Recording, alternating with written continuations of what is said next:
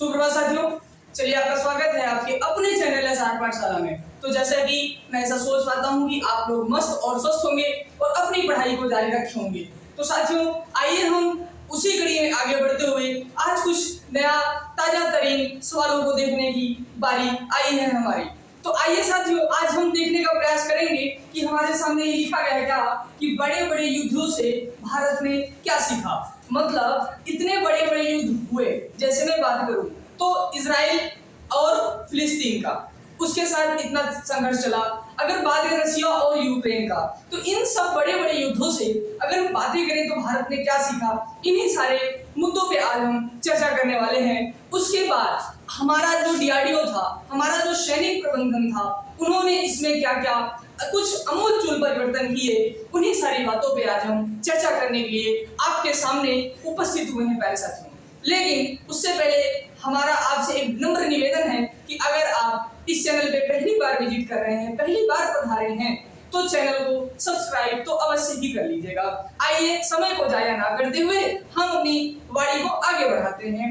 इन्होंने बताया गया कि बड़े बड़े युद्धों से भारत ने क्या सीखा। तो मैंने आपको बताया कि बड़े बड़े युद्ध, जैसे फॉर एग्जाम्पल की बात करें, अगर उदाहरण के तौर पे हम बातें करें तो हमारा दिखाई देता है रशिया और यूक्रेन जैसा युद्ध।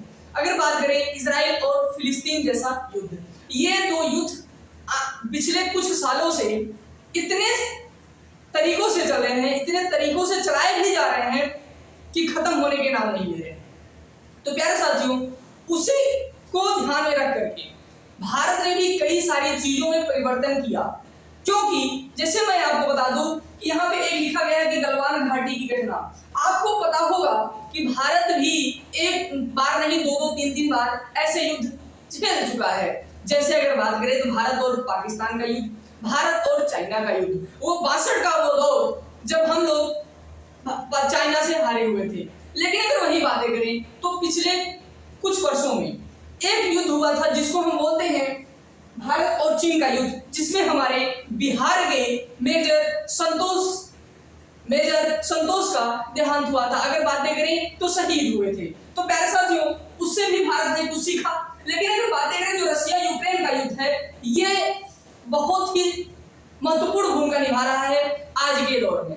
अगर बातें करें तो क्या महत्वपूर्ण भूमिका निभाया है साथियों, सीखने की बात है कि यहाँ तो हमने भीष्म टैंक का यूज किया था, किसमें, गलवान घाटी में, लेकिन वो सफल नहीं रहा प्यारे साथियों।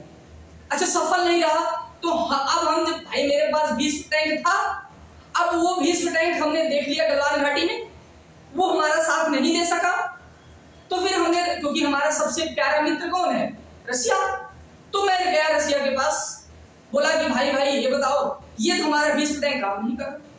तो रशिया ने अपना टैंक हमको दिया जिसको हम बोलते हैं T-90। क्या T-90? वो भी साथियों सफल नहीं रहा। जब उसको हम लेके गए गलवान घाटी में, वो भी सफल नहीं निकला।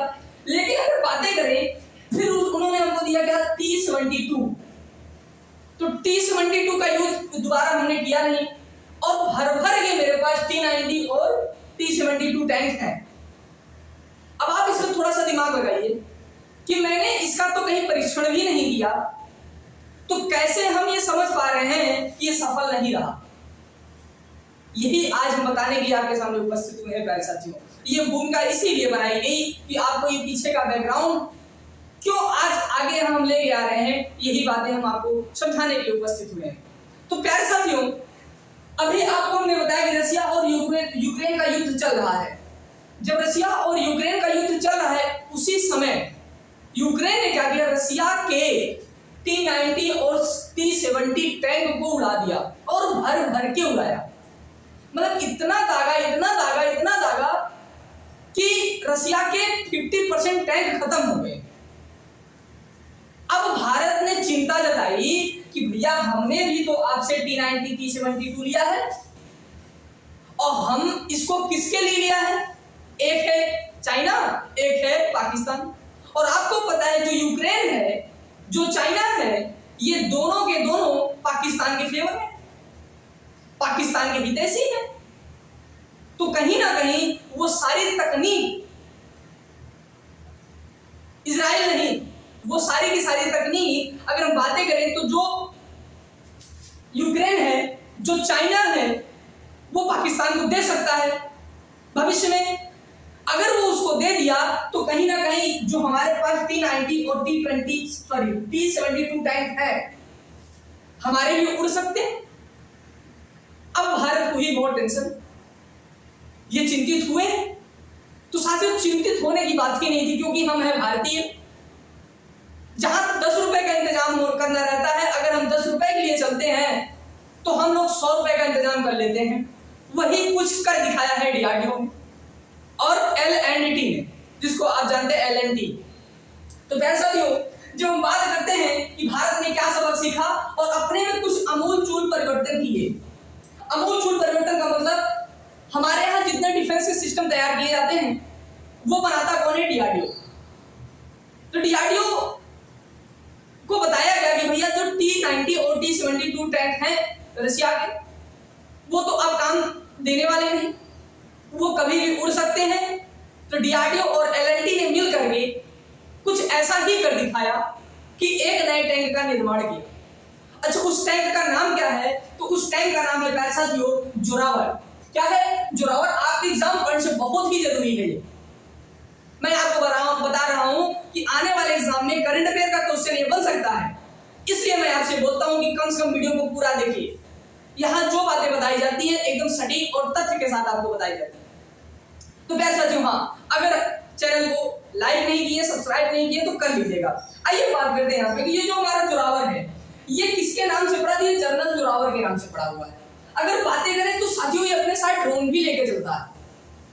इतने बड़े बड़े ड्रोन लेके चलते हैं कि वहीं से देख के वहीं अटैक कर देगा। और इसकी स्पीड तो हाई स्पीड है।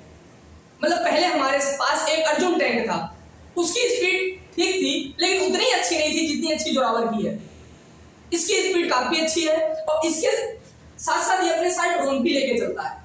और एक ड्रोन नहीं, 25 टाइप के ड्रोन अपने पास लेके चलता है। 25 टाइप्स, मतलब 25 प्रकार के ड्रोन ये अपने पास रखता है। और दूसरी बात, इसको बनाया किसने? DRDO ने बनाया, डिफेंस रिसर्च ऑर्गेनाइजेशन। मतलब अगर बातें करें जो हमारा DRDO और L&T ने ही इसको बनाया है। अगर बातें करें इसका अन्य नाम क्या है? किंग ऑफ माउंटेन है। क्या है? King of mountain. अगर बातें करें ये कितना इसका वजन है तो 25 टन है। क्या है? 25 टन इसका वजन है। साथियों याद रखने की बात, इसके पहले जो मेरे पास था अर्जुन टैंक, उसका वजन की अगर हम बातें करें ना, यहाँ पे हमने लिखा है कहीं अर्जुन टैंक, तो अर्जुन टैंक शायद लिखा नहीं है। तो अर्जुन टैंक जो हमारे पास था उसका वजन अगर बात करें 50 टन था, तो उसका ये हाफ है। अगर वो 50 का था तो ये 25 का है।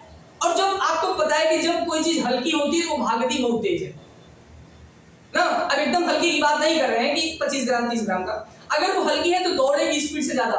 तो अपने साथ ये सामान भी ऐसा नहीं कि जो ये ड्रोन रखी है ड्रोन हल्के है, उसमें ऐसे सिस्टम तैयार कर दिए गए कि वो हल्का है। जैसे पहले क्या होता है कि बड़ी बड़ी बैटरियां लगती थी, अब क्या है कि बड़ी बड़ी बैटरी नहीं, उसके ऊपर पैनल लगा दिए गए हैं, वो खुद से चार्ज होता रहेगा, अपना काम करेगा। तो बहुत सारे सिस्टम आमूल-चूल परिवर्तन, इसलिए हमने वर्ड लिखाया गया, आमूल-चूल परिवर्तन किया गया इसको। उसके बाद क्या है, इसकी हाई स्पीड है। हाँ, याद रखने की बात है, क्वेश्चन बन सकता है एग्जाम में कि जो जोरावर है वो अपने साथ कितना कैलिबर गन लेके चल सकता है, उसके पास कितने कैलिबर गन है? तो 105 कैलिबर गन है प्यारे साथियों। कितने? 105। और अगर बातें करें तो ये कहां लड़ने के लिए सक्षम है? तो पर्वतों में लड़ने के लिए सक्षम है। तो अगर बातें करें कि 2.5 साल में ही हमने बना के तैयार कर दिया। कोई भी अगर टैंक बनाया जाता है तो 2.5 साल में साथियों बन के तैयार नहीं होता है। एक टैंक को बनाने में कम से कम 5 से 6 साल लगते हैं, मिनिमम बता रहे हैं। लेकिन DRDO ने, क्योंकि टेंशन आ गई ना कि भाई मेरे पास कुछ नहीं है, कभी भी अगर सपोज को अटैक कहीं से हो गया, वैसे तो किसी की इतनी औकात नहीं भारत में अब आक्रमण करे, इतनी किसी की औकात नहीं है। पाकिस्तान तो कुत्ता बन के बैठा हुआ है, उसके पास औकात ही नहीं है कि भारत के ऊपर ऐसे देखे, हाँ भारत काल चल नहीं देख सकता, क्योंकि हम इतने सक्षम हो चुके हैं। लेकिन हाँ, कहीं कहीं हम लोग अपने आप को खोते भी जा रहे हैं, चाहे हमारी सभ्यता हो चाहे हमारी संस्कृति हो। ठीक, तो हमने आपको बताया कि ये पर्वतों में लड़ने के लिए सक्षम है। और T-90 से, मतलब अगर बात करें जो रशिया का T-90 टैंक है उससे काफी ताकतवर है। और मैं आपको बता दूं साथियों, आने वाले समय में कहीं ना कहीं इसका प्रयोग, इसको लेने के लिए रसिया, फिलिस्तीन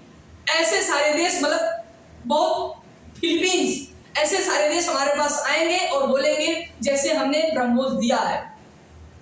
अभी हम बात करें फिलीपींस को हमने क्या दिया, ब्रह्मोस गिफ्ट किया। गिफ्ट किया मतलब बेचा है। वैसे आने वाले टाइम में हमारा ये जोरावर भी बिकेगा और जब ये दूसरे देशों में सेल किया जाएगा वहां से हमको पैसा आएगा। तो साथियों बहुत अच्छी बात यह है, खुशखबरी है कि हमने एक ऐसा ड्रोन बनाया जो कि रसिया के, मतलब रसिया एक बहुत बड़ी कंट्री जो टेक्नोलॉजी में इतनी आगे है कि बात नहीं की जा सकती, उससे भी ताकतवर हमने क्या बना के रख दिया, जोरावर बना के रख दिया, उसके T90 से ताकतवर। तो आज की बात प्यारे साथियों इन्हीं सारी बातों पे रही है।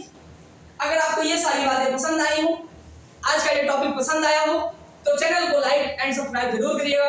मिलते हैं ऐसे नेक्स्ट वीडियो में, तब तक के लिए जय हिंद।